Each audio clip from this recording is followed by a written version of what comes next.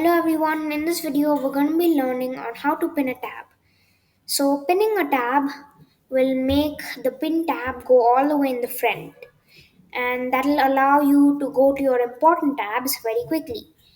So to pin a tab, you right click the tab and then click pin.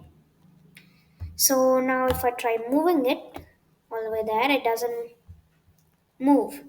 So if I put this in front, and it still stays there. To unpin a tab, you right click it and then click unpin. And if you want to move the pin tab to another window, you can right click it and then move tab to new window. And that's how you pin tabs.